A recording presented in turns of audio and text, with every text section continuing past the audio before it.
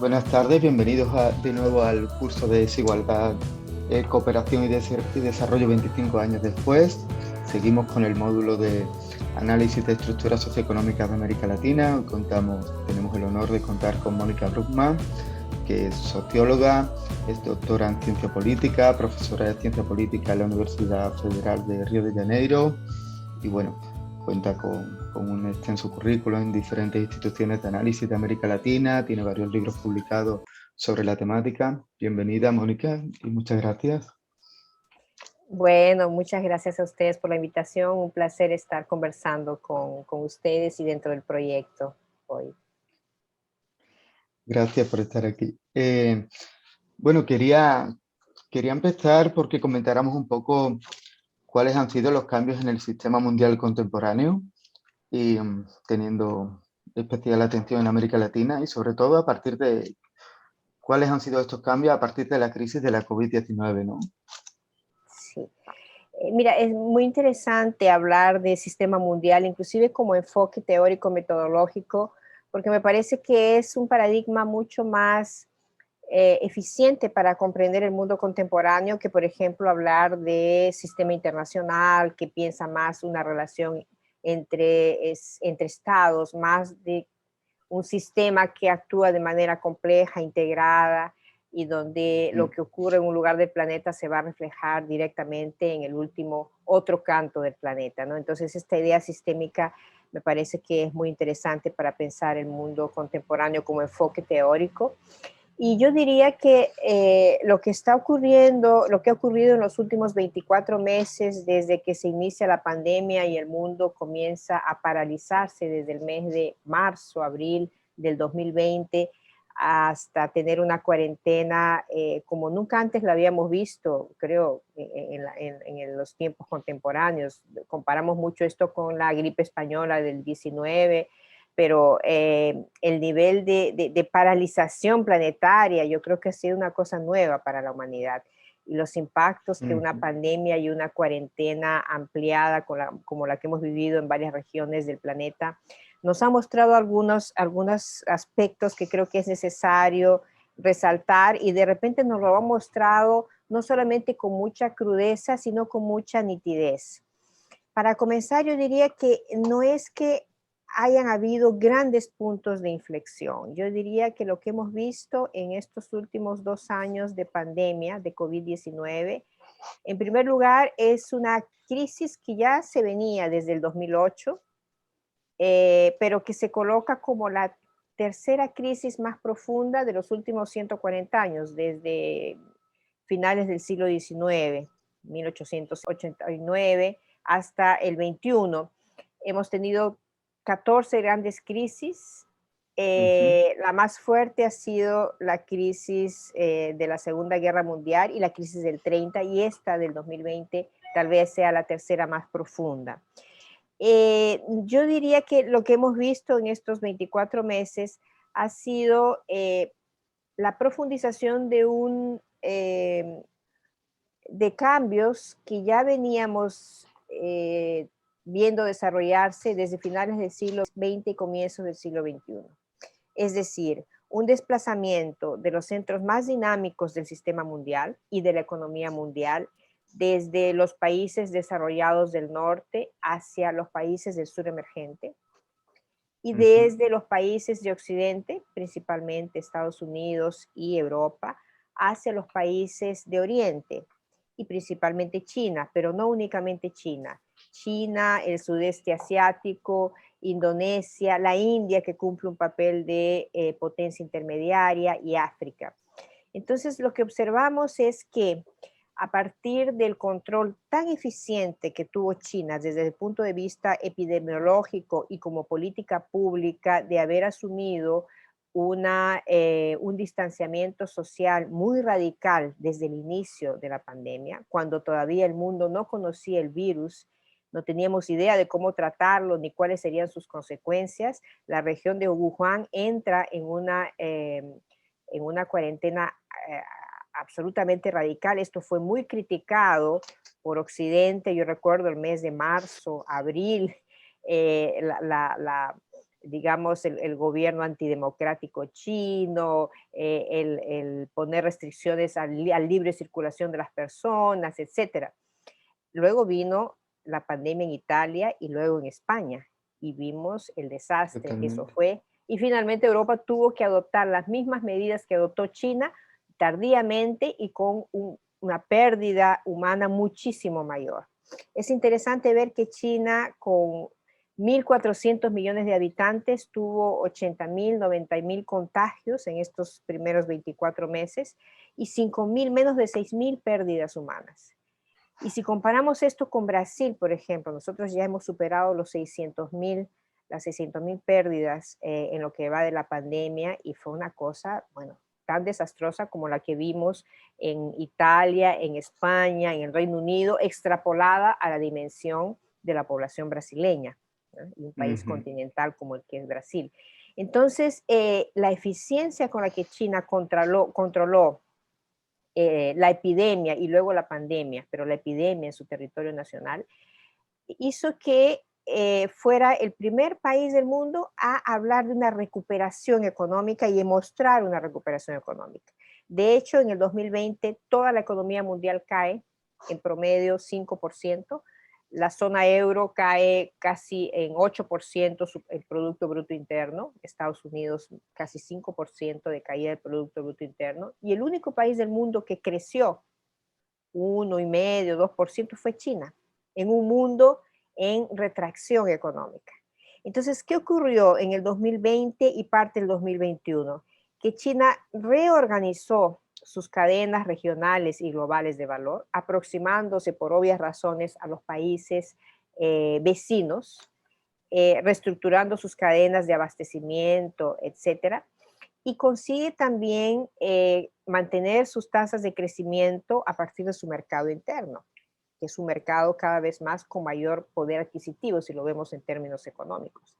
Y Totalmente. consigue una cosa muy importante, que era una decisión del último Congreso del Partido Comunista Chino, del 17, que era tener miseria cero hacia fines del año 2020 y lo consiguen 6 meses antes, justamente como consecuencia de la pandemia. Entonces, lo que vemos, lo que hemos visto para hablar de esos cambios del sistema mundial es que en estos 24 meses de pandemia, este proceso de centralidad china en la economía mundial se acelera. Y se acelera por varias razones, porque el comercio y la producción mundial se concentran aún más en China, porque la nueva ruta de la seda, la Belt and Road Initiative, crece muchísimo y los fondos destinados que habían sido planificados antes de la pandemia fueron superiores a los que realmente se ejecutaron. Fue la oportunidad, digamos, que la pandemia ofreció a China. En este momento, los países miembros del memorándum de entendimiento de la nueva ruta de la seda son 139 países en el mundo. 19 son latinoamericanos, el último es Argentina. Entonces, si pensamos esto en términos de sistema mundial, después de Naciones Unidas, que tiene 194 países miembros, la nueva ruta de la seda, el Belt and Road Initiative, con 139 países miembros, es el espacio de cooperación, integración comercial, económica, científica, tecnológica más importante que tenemos en el planeta. Porque reconstruye la vieja Euroasia, y digo vieja porque es la Euroasia de 1000 años antes de Cristo, de toda la era cristiana hasta más o menos final del siglo XVII, donde, digamos, entra la vieja ruta de la seda en decadencia y emergen las revoluciones industriales en Europa. Pero hasta el siglo XVII, Europa era fundamentalmente importadora de productos finales, sobre todo productos suntuosos como seda, porcelana, especerías, etcétera, principalmente de China y luego de India, también un gran productor de algodón, de prendas de algodón, Ujú. etcétera.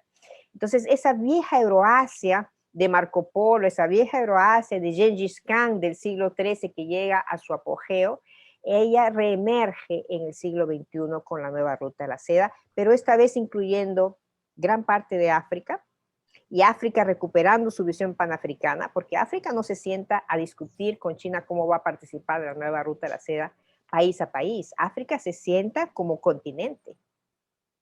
África ha Claro. recuperado sus espacios de integración regional. en el sentido opuesto que lo hace América Latina, que ha venido en los últimos 5 años destruyendo rápidamente todos los espacios de integración y de coordinación regional que construyó en los primeros 15 años del siglo XXI, o que profundizó, los que ya existían, pero que se profundizaron en ese periodo, digamos, del progresismo en América Latina. Claro, todo Entonces, lo que supuso Mercosur y todo lo demás, ¿no? y la creación de CELAC, la Comunidad de Estados de América Latina y el Caribe, por primera vez en la historia republicana latinoamericana, creamos un espacio sin la participación de Canadá y Estados Unidos, es decir, una especie de OEA sin Estados Unidos y Canadá, con una visión de soberanía, etc. Entonces, estos cambios se aceleran y eso mostró la pandemia de manera muy clara. No es que el sistema mundial se haya reorganizado. De hecho, se ha reorganizado territorialmente, pero esa reorganización es la profundización de una tendencia anterior, de fines del siglo XX y comienzos del Totalmente. siglo XXI. Y esta profundización o esta en la nueva ruta de la seda, ¿crees que va a ser una oportunidad para regiones olvidadas, por llamarla de alguna forma, o que va a haber la misma relación que había anteriormente con Europa y Estados Unidos como países de los que se extraía materias primas sin ningún valor añadido por parte de Existen, China ahora? existen las dos posibilidades. Yo creo que América Latina, por ejemplo, si hablamos de las regiones periféricas o las regiones en vías de desarrollo, subdesarrolladas, en fin. Lo que ha pasado con América Latina, inclusive durante los gobiernos progresistas, es muy interesante observar esto, es que América Latina, cuando China emerge como grande demandante mundial de materias primas desde fines de los 90, primero para infraestructura, una gran despliegue de construcción de infraestructura en su propio país. Luego, en toda Asia, ¿no? La nueva ruta de la seda significa grandes corredores de infraestructura que van desde Beijing hasta Madrid. El tren de alta velocidad tiene inicio en Beijing y termina en Madrid, y es un tren de 350 kilómetros por hora, es decir, hay una gran y densa malla ferroviaria, eléctrica, de gran velocidad que une las principales ciudades chinas y ahora asiáticas, y el proyecto es que llegue a Madrid. En algunos días tú estarás viajando de Beijing a Madrid con esta infraestructura impresionante, pero también son corredores de transporte de materias primas básicas como petróleo, gas, que van desde Rusia hacia China, productos finales, comercio territorial, marítimo. Todo esto ha reconfigurado el sistema en su conjunto y representa la posibilidad para América Latina o para África de cambiar los términos de cooperación con este proyecto, donde los intereses y los proyectos regionales y nacionales se coloquen como prioridad, o lo que de hecho ha ocurrido es que hemos fortalecido nuestra condición primario exportadora. Es Ujú. decir, si en el 2004, por ejemplo, del total de exportaciones de América Latina para China, esto representaba el 38-40%, hacia el 2010, 2009, 2010, ya representaba el 68%, y hacia el 2015 estamos casi llegando al 80%, que es el peso que tienen la exportación de materias primas en relación a las exportaciones totales de los países de América Latina hacia China. Esto quiere decir que estamos yendo por tu primera hipótesis, que es que América Latina ha reforzado su condición primaria exportadora en un momento en que podría estar haciendo exactamente lo contrario, si es que tomáramos, digamos, los documentos oficiales de China, que es la idea de tener una relación estratégica de largo plazo, una relación de ganar-ganar, una relación de cooperación. Esto podría significar, por ejemplo, que no se exporten materias primas, pero que se exporten productos finales, productos intermediarios, es decir, que se agregue valor en la región. Claro. Brasil era gran exportador de acero, ahora se convirtió en un exportador de aluminio y fierro, que son las materias primas para producir el acero fuera de Brasil, ¿no? Yeah. Entonces, es muy interesante que a ese proceso, en los últimos 5 años, con los gobiernos ya conservadores, después de la onda progresista, se suma otro proceso aún más devastador, que es el proceso de desindustrialización. Entonces Brasil, que era y continúa siendo el mayor parque industrial de América Latina después de México, antes de México, ¿no? México ocuparía el segundo lugar en términos de parque industrial, destruyó de manera muy intensiva su industria nacional, su industria naval, su ingeniería nacional, y lo que nos toca de manera más profunda, nos toca en la piel como profesores universitarios. Redujo de manera impresionante los presupuestos de las universidades públicas y gratuitas, porque aquí en Brasil las universidades no solamente son públicas, pero también son totalmente gratuitas, y se democratizaron los primeros años del siglo XXI con los gobiernos progresistas, con los gobiernos del PT. Entonces, Totalmente. se empezaron a destruir nuestros laboratorios, nuestros centros de investigación de punta. Aquí, por ejemplo, nuestra universidad, que es la Universidad Federal de Río de Janeiro, nosotros teníamos la investigación de punta de la Petrobras, y la Petrobras consiguió reducir a más de la mitad los costos de producción del petróleo, del zócalo marino de gran profundidad, gracias a investigaciones en una universidad pública que fue la nuestra. Todo esto fue rápidamente destruido por el corte presupuestario, ¿no? Entonces es un proceso muy complejo. Ahí la oportunidad histórica que tiene América Latina, hasta el momento yo diría, si tú me pides un balance muy personal, se está desperdiciando. Se está echando a la basura del tren de la historia la posibilidad de desarrollar una relación estratégica donde América Latina ponga como prioridad sus proyectos de desarrollo nacional y el bienestar de su población. Y no el de las transnacionales que operan en el sector minería, que vienen, hacen desastres, causan contaminación de los recursos hídricos, de los territorios, etcétera. Ya sabemos todo el efecto devastador que tiene la actividad extractiva en los países periféricos, que se emplean tecnologías que en los países desarrollados jamás se emplearían. Entonces es una cuestión muy seria para nosotros. Totalmente, y esto me parece muy interesante ahora con todo lo que supone la transición energética o que está tomando un papel más central en países desarrollados. Me gustaría saber qué piensas qué papel está teniendo esto en América Latina como países en donde, bueno, eh, existe la protección de los recursos naturales en algunos países, pero realmente eh, es solo en el papel a veces, ¿no? ¿Crees que se está haciendo una transición energética o se va a seguir con el extractivismo? A ver, yo diría que estamos en un momento en que la cuestión ambiental, la crisis ambiental, se ha puesto como un tema central en la agenda internacional. Ustedes Ujú. en Europa elaboraron el Pacto Verde Europeo hace poco más de 2 años, que a través de la política pública, la Comisión Europea de alguna manera está acelerando un proceso de transición energética y de descarbonización de la economía europea. El Pacto Verde Europeo y es uno de los 3 grandes proyectos estratégicos, yo creo, que existen en el mundo del norte desarrollado. Tenemos el Green New Deal en Estados Unidos y tenemos los proyectos estratégicos de transición energética, principalmente en China. Pero el Pacto Verde Europeo yo diría que es el más osado porque se propone una transformación total de la economía en Europa. Esto significa, de un lado, la transición energética hacia las renovables, entonces energía eólica tal vez más importante que la solar, Ujú. porque ustedes tienen menos fuentes de energía solar, no son una región tropical. Entonces la posibilidad de captación de energía solar es mucho menor que la captación de energía eólica, sobre todo en el norte de Europa, ¿no? Claro.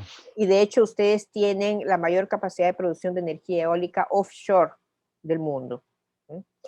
Implica también la sustitución de todos los vehículos convencionales movidos a energía fósil, gasolina, petróleo, diésel, etcétera, por vehículos eléctricos, híbridos o totalmente eléctricos.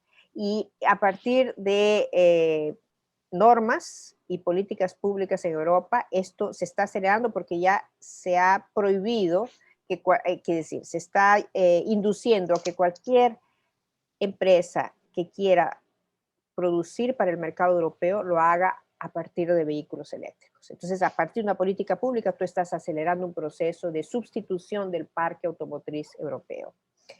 Y de otro lado, la economía circular, ¿no? Que obliga a reutilizar partes de electrónicos, etcétera, etcétera, para generar menos basura electrónica, digamos, ¿no? Esta idea es una contraidea a la obsolescencia programada que genera tanta basura electrónica. Bueno, estos tres pilares, diría yo, de lo que significa el Pacto Verde Europeo, ¿qué significan para una región como América Latina?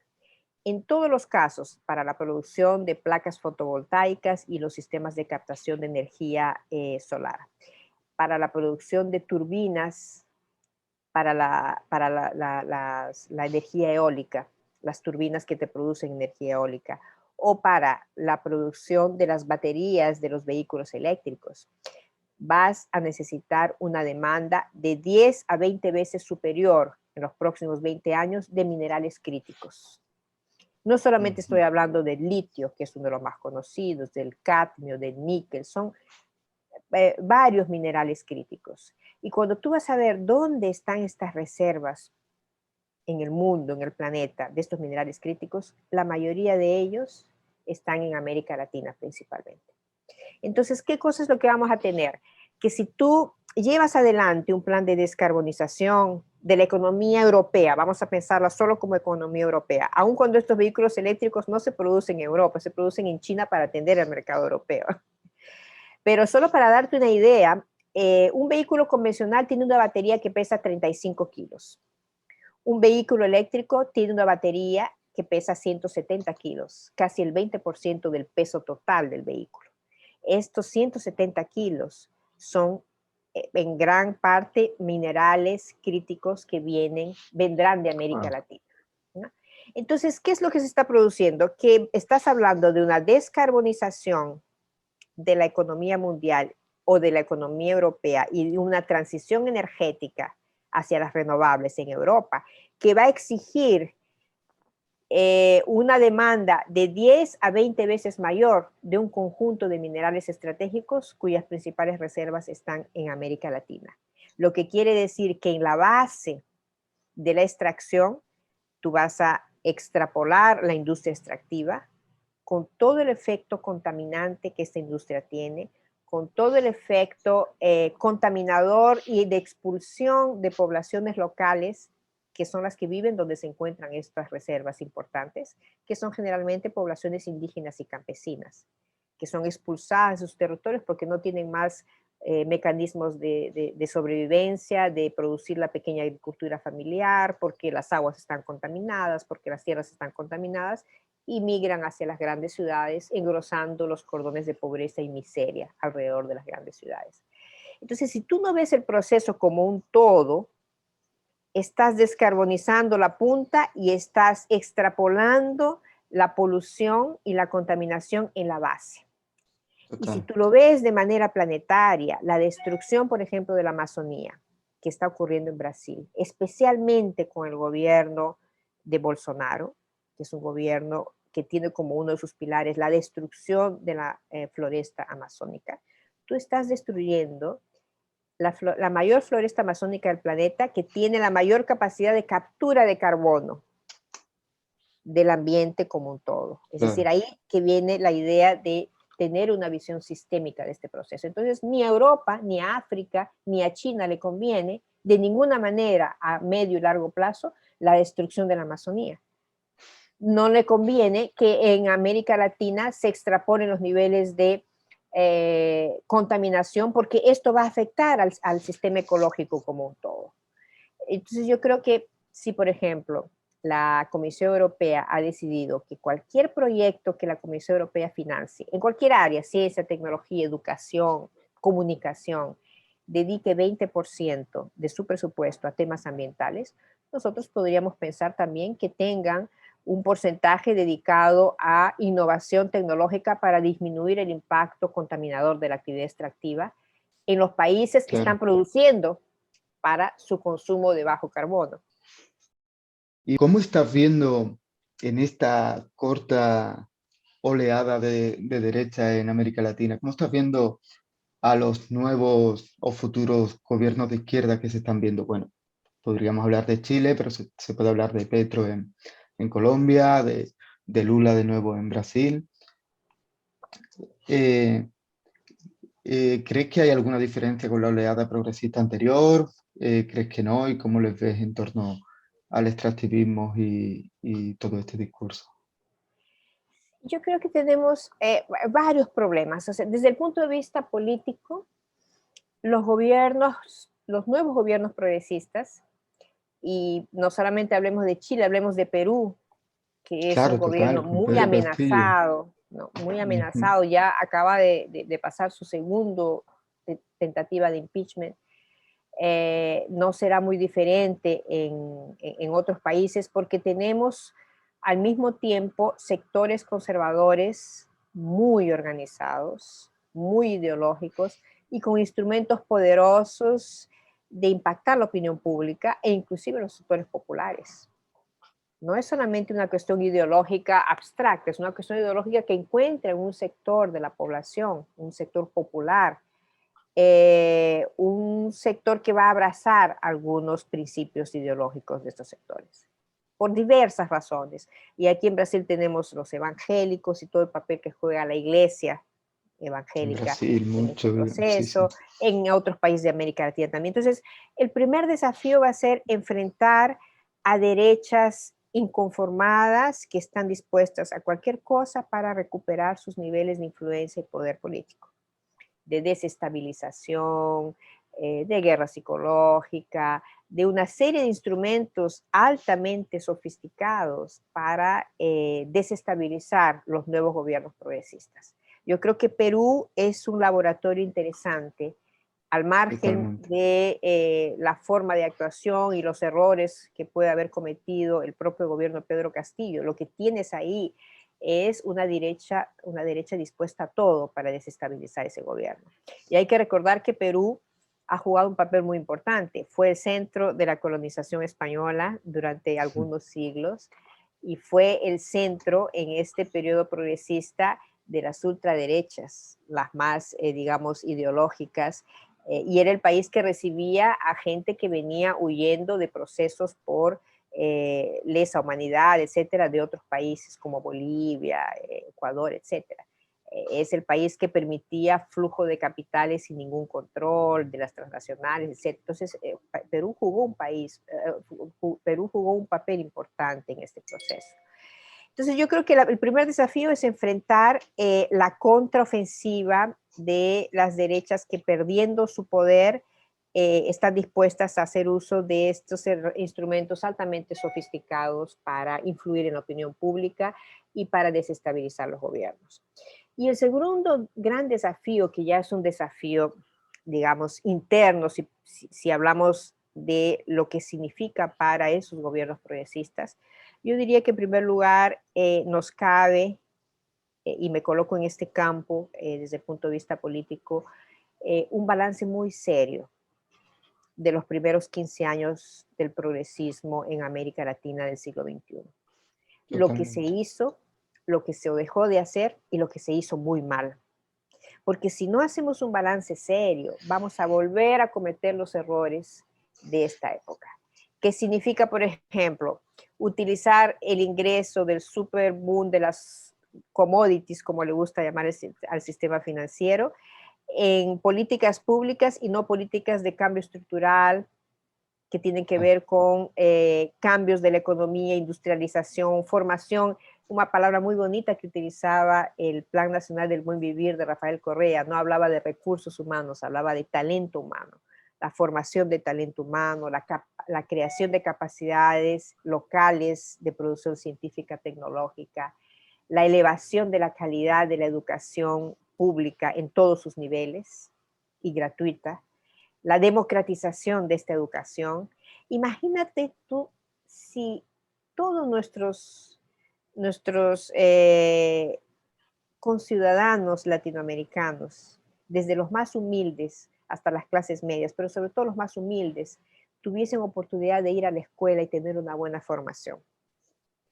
¿Cuántos científicos de altísima calidad, cuántos talentos no tendríamos en América Latina?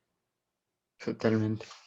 Entonces existe una desigualdad estructural en nuestra región, que es una gran camisa de fuerza para el desarrollo. Si piensas el desarrollo en su sentido más amplio, inclusive en su sentido humano, ¿no? El desarrollo como la capacidad de que las personas puedan desarrollarse plenamente, ¿no?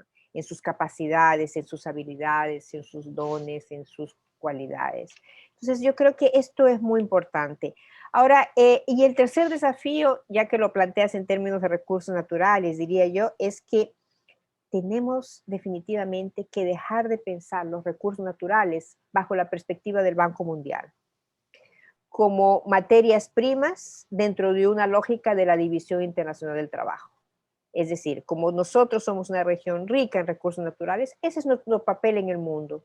Tenemos que ser exportadores de recursos naturales y que sean otras regiones del mundo que las transformen, que innoven, etcétera, para que luego nos vendan los productos terminados porque tienen mejores condiciones. Esa es una vieja tesis, es la tesis del siglo XIX, de la época de la colonización del siglo XX, y es la tesis que todavía en el siglo XXI levanta el Banco Mundial.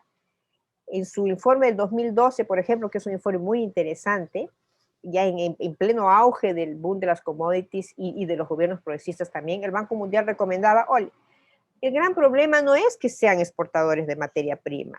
El gran problema es que el recurso que entra por la exportación de materias primas está sujeto a corrupción, está mal empleado, hay que hacer un accountability, hay que hacer una mejor inversión de estos recursos. Pero no se cuestiona la estructura de esta división internacional del trabajo y de esta Claro. relación de dependencia y subordinación de la región. Entonces, nuestro último, en mi visión, hablando de estos tres desafíos, el tercer desafío sería dejar de pensar los recursos naturales como bienes comunes y como recursos naturales y materias primas, simplemente, y comenzarlas a pensar como base para procesos y proyectos de desarrollo nacional, local y regional, que tienen que ver también con el cuidado de la naturaleza, el cuidado de estos bienes comunes, el cuidado de estos recursos que son recursos no renovables. Es decir, Venezuela, que es la mayor reserva de petróleo del mundo, tiene 100 años de reserva de petróleo y ahí se acaba. Colombia, después de una explotación del petróleo, llegó a tener 8 años de reserva de petróleo. Quiere decir, son productos naturales no renovables, reservas naturales no renovables, que no son propiedad ni del Estado ni del gobierno de turno, es de la nación. Entonces yo creo que si esta visión, este paradigma se cambia y empezamos a ver estos recursos naturales desde una perspectiva estratégica de industrializarlos, de una gestión económica, de una gestión científica y tecnológica ligada a industrialización, si pensamos a ver esto desde una perspectiva regional, porque obviamente si tú te planteas esto, estás enfrentando intereses colosales a nivel del sistema mundial. Imagínate tú que Bolivia, lo que se propuso, el gobierno de Evo Morales, decida producir vehículos eléctricos, y Evo Morales llegó a producir un prototipo de vehículo eléctrico pequeñito y muy barato, un vehículo de menos de $5,000 de costo, con tecnología boliviana, o baterías de litio con tecnología boliviana. Imagínate el peligro que esto significaría para las grandes empresas productoras de vehículos eléctricos en el mundo, para la Tesla que está dominando esta área. Entonces, de ahí los instrumentos golpistas y lo que vimos en Bolivia. Es Claro. decir, si tú no ves esto como un proyecto regional, como un proyecto de desarrollo que tiene que ver con una colaboración interestatal regional, probablemente sean proyectos utópicos e inviables. Pero si esto se coloca como una estrategia regional, como lo hizo la UNASUR del 2011 al 2014, las condiciones que tiene América del Sur son gigantescas, porque es de esta Total. región de donde saldrán los principales recursos naturales para abastecer todas las transformaciones de la transición energética, de los vehículos eléctricos y de la nueva, digamos, de la descarbonización de la economía mundial como un todo. Para terminar, tengo curiosidad, me gustaría preguntarte porque con la guerra de Rusia en Ucrania eh, hemos podido ver la dependencia europea del gas ruso, por ejemplo, especialmente a Alemania. ¿De qué manera ha afectado, si es que ha afectado a América Latina esta guerra? Mira, yo creo que de hecho, a pesar de que hemos oído muchas tesis de la desglobalización del mundo y la desglobalización de la economía, yo creo que lo que esta guerra muestra es la fuerza de la globalización y de la interdependencia entre los países, ¿no? El hecho de que se haya iniciado una política de aislamiento de Rusia a partir de un conjunto de puniciones económicas, financieras, etcétera, nos ponen Ujú. frente a un escenario difícil para Rusia, realmente de un cierto aislamiento, pero yo creo que difícil de mantener a lo largo del tiempo, porque Europa, de Alemania hacia Europa del Este, depende intensivamente de los recursos fósiles de Rusia. Claro. Entonces Estados Unidos puede decir, bueno, yo voy a sustituir el gas ruso o el petróleo ruso por un tiempo, utilizando inclusive reservas estratégicas de Estados Unidos y a un precio mayor. Y miren que Europa está también, como el resto del mundo, en un proceso inflacionario. Entonces, pagar un costo mayor por fuentes de energía primaria significa un proceso inflacionario en toda la economía. Esto lo puedes hacer por un mes, 2 meses, 3 meses y no más, porque inclusive un país como Estados Unidos no estará dispuesto a consumir sus propias reservas estratégicas para resolver los problemas de Europa al dejar de importar los minerales fósiles de Rusia. Entonces, yo creo que ahí hay un problema de diferenciar lo que es la base material de este proceso y lo que son las medidas efectistas y cómo la prensa maneja estas medidas efectistas que son de corto plazo. Ahora, ¿cómo esto afecta a América Latina? Yo creo que afecta de manera muy concreta en relación a la necesidad de redefinir nuestro comercio con Europa y con China, ¿no? Afecta principalmente China, porque China era contra la invasión militar a Ucrania y hizo apelos es un portuñol, ¿no? Hizo llamados al gobierno ruso a que se tomen otras medidas de disuasión que no sean la intervención militar.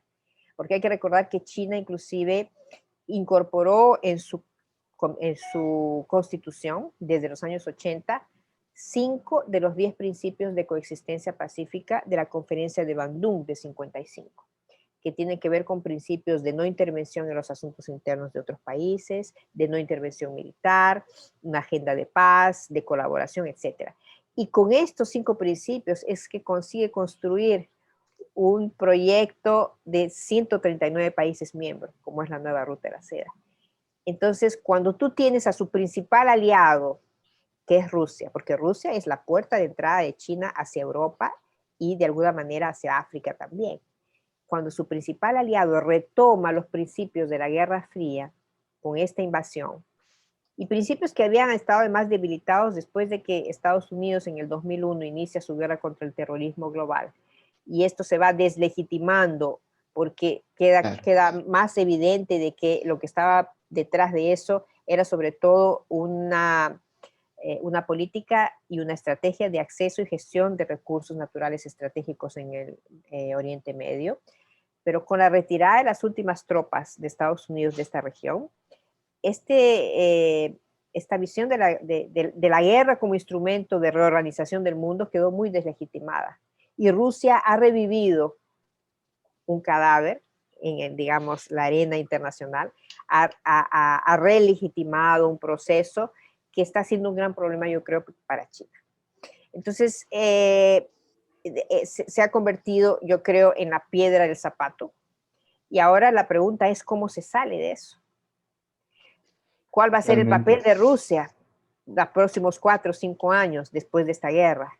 y cómo queda afectado estos principios de colaboración, esta agenda de paz, que eran principios fundamentales de la construcción y la expansión de la nueva ruta de la seda. ¿Cómo queda América Latina con todo esto? Bueno, yo creo que lo que estamos teniendo aquí son redefiniciones claves en términos de tipo de exportaciones, hacia dónde, hacia qué países están sustituyendo lo que no pueden conseguir de Ucrania o de Rusia desde América Latina. Existe una recomposición del comercio mundial que está afectando América Latina, pero lo está afectando desde la perspectiva sobre todo de su papel de primario exportador. Ya, sí, ahora Venezuela de repente es legítimo para que se le pueda comprar petróleo y cosas así, ¿no? Es lo que hemos visto. Que no lo era, pero Estados Unidos, por eso lo dijo en un momento determinado. Y pues nada, por mí hemos terminado. Muchas gracias, un placer escucharte. Y bueno, gracias. Bueno, pues muchas gracias a ustedes y muchos éxitos con el proyecto. Después me contarás cómo fue el curso en general. Ha sido un placer colaborar con el proyecto y, en fin, nos vemos en cualquier otra oportunidad. Un gran abrazo desde Río de Janeiro.